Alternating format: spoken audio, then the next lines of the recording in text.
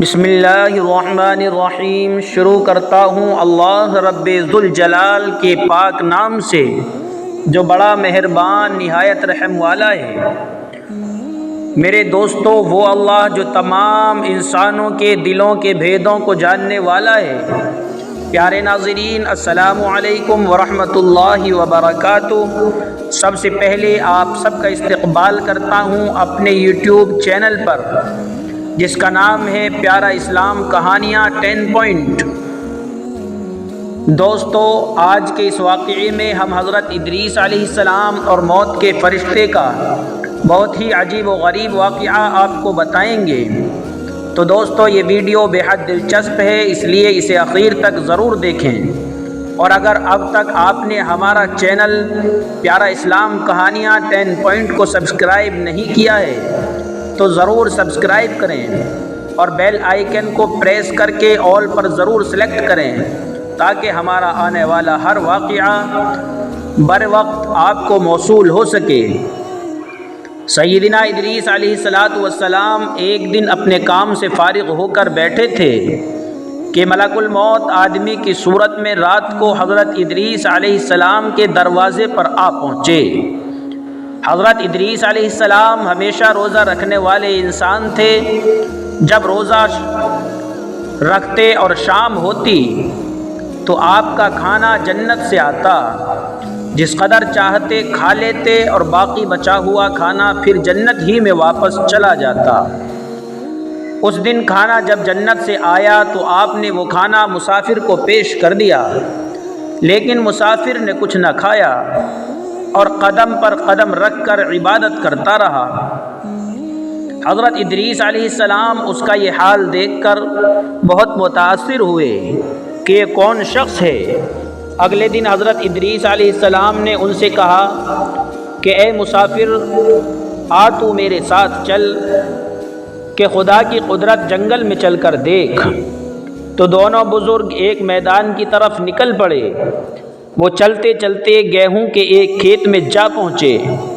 موت کے فرشتے نے کہا، چلو چند خوشے گیہوں کے لے کر کھاتے ہیں۔ حضرت ادریس علیہ السلام نے فرمایا کہ عجیب بات ہے، رات کو تو نے حلال کھانا نہ کھایا، اب حرام کھانا چاہتا ہے۔ پھر یہ دونوں وہاں سے گزر کر انگور کے ایک باغ میں پہنچے تو حضرت عزرائیل علیہ السلام نے پھر انگور کھانے کا ارادہ فرمایا۔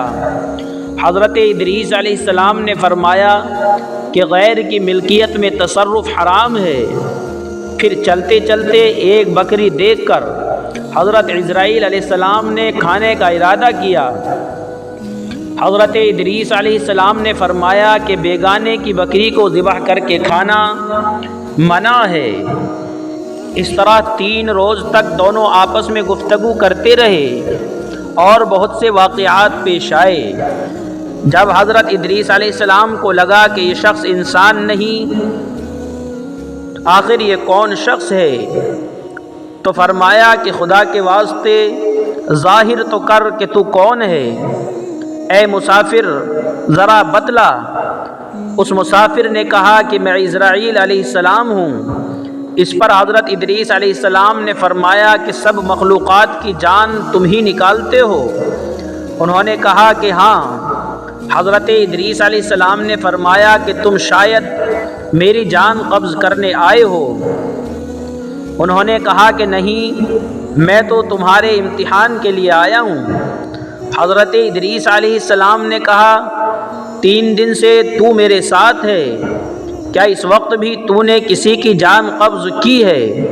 وہ بولے، تمام روحوں کو قبض کرنا ہمارے ہاتھ میں ایسے ہے جیسے تمہارے دونوں ہاتھوں کے نیچے روٹی رکھی ہوئی ہو، یعنی جس کی موت کا حکم ملتا ہے اللہ پاک کے حکم سے میں ہاتھ بڑھا کر اس کی جان قبض کر لیتا ہوں۔ اور بولا، اے حضرت ادریس علیہ السلام، میں چاہتا ہوں کہ تیرے ساتھ دوستی قائم کروں۔ حضرت ادریس علیہ السلام نے فرمایا کہ تو میرے ساتھ دوستی قائم کر سکتا ہے، لیکن آپ مجھے روح قبض کرنے کی کڑواہٹ سکھا دیں تاکہ مجھے زیادہ خوف ہو اور عبرت ہو، تاکہ میں اپنے مالک کی اور بھی زیادہ عبادت کروں۔ ملک الموت نے کہا کہ میں اللہ کی مرضی کے بغیر کسی کی روح قبض نہیں کرتا۔ تب حضرت ادریس علیہ السلام خداوند قدوس کی بارگاہ میں عرض کی، اور پھر جان قبض کرنے کا حکم ملنے پر جان قبض کر لی گئی۔ پھر موت کے فرشتے نے خدا کی بارگاہ میں دعا مانگی اور اللہ پاک نے ان کو زندہ کر دیا۔ حضرت ادریس علیہ السلام نے ملک الموت کو اپنی گود میں لے لیا اور دونوں آپس میں دوستی کرنے لگے۔ پھر موت کے فرشتے نے ان سے پوچھا، اے ادریس علیہ السلام، جان نکلنے کی تکلیف کیسی تھی؟ وہ بولے، جیسے کسی جانور کی کھال سر سے پاؤں تک ادھیڑ دی گئی ہو۔ موت کے فرشتے نے کہا کہ اے بھائی، قسم ہے رب العالمین کی، جیسے میں نے تیرے ساتھ احسان کیا اور جتنی آسانی میں نے تیرے ساتھ کی، ایسے میں نے کسی کے ساتھ نہیں کیا۔ حضرت ادریس علیہ السلام نے فرمایا، اے بھائی، مجھے دوزخ کے دروازے تک لے چل، تاکہ اسے دیکھ کر مجھے خوف الہی زیادہ ہو اور میں زیادہ عبادت اور بندگی کر سکوں۔ اس پر موت کے فرشتے نے ان کو اللہ کے حکم سے دوزخ کے 7 طبق دکھائے۔ پھر حضرت ادریس علیہ السلام بولے، اے بھائی، مجھے جنت دیکھنے کی آرزو ہے، تاکہ اسے دیکھ کر خوشی حاصل کر سکوں اور عبادت اور زیادہ سے زیادہ کر سکوں۔ اس پر ملک الموت نے حضرت عزرائیل علیہ السلام نے ان کو جنت کے دروازے پر پہنچا دیا۔ انہوں نے جنت کے مناظر اپنی آنکھوں سے دیکھے، پھر کہنے لگے کہ اے بھائی، میں جان کی تلخی سہ چکا ہوں، پھر دوزخ بھی دیکھ چکا ہوں، اور میرا جگر پیاس کے مارے جل رہا ہے۔ اگر اجازت ہو تو جنت میں جا کر ایک جام پی لوں۔ تو انہوں نے کہا، ہاں، اگر تم واپس آنے کا وعدہ کرو۔ تو حضرت ادریس علیہ السلام نے پیاس کی وجہ سے واپس آنے کا وعدہ کر لیا، اور اللہ تعالیٰ کے حکم سے اپنی جوتیاں درخت طوبہ کے نیچے چھوڑ کر جنت میں داخل ہو گئے۔ چونکہ باہر آنے کا وعدہ کیا تھا اور اپنی جوتیاں بھی درخت کے نیچے چھوڑ آئے تھے، کچھ دیر بعد موت کے فرشتے نے ان کو آواز دی کہ اے بھائی، دیری مت کرو۔ تو جواب میں حضرت ادریس علیہ السلام نے فرمایا، اے مہربان، اللہ تعالیٰ فرماتا ہے کہ ہر نفس کو موت کا مزہ چکھنا ہے۔ اب تو میں نے موت کا مزہ چکھ لیا ہے، اور میں تو جنت میں بھی پہنچ چکا ہوں، اور یہ بھی خداوند قدوس ہی فرماتا ہے کہ ان کو وہاں کوئی تکلیف نہ پہنچے گی، اور نہ ہی ان کو وہاں سے نکالا جائے گا، یعنی جو جنت میں ایک بار گیا واپس نہ نکالا جائے گا۔ اے بھائی، اب میں ہرگز باہر نہ آؤں گا۔ بارگاہ خداوندی سے آواز آئی، اے عزرائیل، تو حضرت ادریس علیہ السلام کو چھوڑ کر چلا جا، میں نے ان کی تقدیر میں یہی لکھا تھا۔ حضرت ادریس علیہ السلام موت کا مزہ چکھ کر اور دوزخ کو بھی دیکھ کر جنت میں جا رہے تھے۔ پھر حضرت عزرائیل علیہ السلام بولے، ہر نبی پر جنت حرام ہے جب تک کہ جنت میں خاتم الانبیاء حضرت محمد مصطفیٰ صلی اللہ علیہ وسلم داخل نہ ہوں۔ پھر آواز آئی، عزرائیل، میں بہشت کو دریغ نہیں رکھتا، مگر پہلے حضرت محمد صلی اللہ علیہ وسلم داخل ہوں گے، اس کے بعد ان کی امت داخل ہوگی۔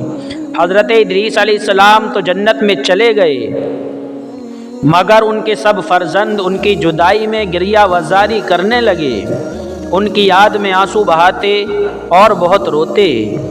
ایک دن ابلیس ان کے پاس آیا اور کہا کہ تم رویا نہ کرو، میں تمہارے باپ کی سی ایک صورت بنا دیتا ہوں، تم اس کو دن رات دیکھنا اور اس کو پوجتے رہنا، اس سے تمہارا سب دکھ درد ختم ہو جائے گا اور تم سب خوش رہو گے۔ یہ کہہ کر ابلیس نے ایک صورت ایسی ہی بنا دی کہ حضرت ادریس علیہ السلام اور اس مورتی میں کچھ فرق نہ رہا، اور وہ لوگ اس مورتی کو پوجنے لگے، یہاں تک کہ دھیرے دھیرے بت پوجنے کا رواج پوری دنیا میں پھیل گیا۔ پورب سے لے کر پچھم تک یہ رواج جاری رہا۔ کوئی آدمی اللہ تعالیٰ کو نہ جانتا، نہ کسی کے پاس علم تھا، نہ اچھا عمل۔ پھر اللہ تعالیٰ نے ان پر سیدنا حضرت نوح علی نبینا علیہ السلام کو پیغمبر بنا کر بھیجا تاکہ ان کو ہدایت کی راہ دکھائے۔ خداوند قدوس ہم سب کو نیک عمل کرنے کی توفیق عطا فرمائے، انبیاء علیہ السلام کے بتائے ہوئے راستے پر چلنے کی تقویت دے اور ایمان پر خاتمہ فرمائے۔ امید کرتے ہیں کہ آج کی ویڈیو بے حد پسند آئی ہوگی۔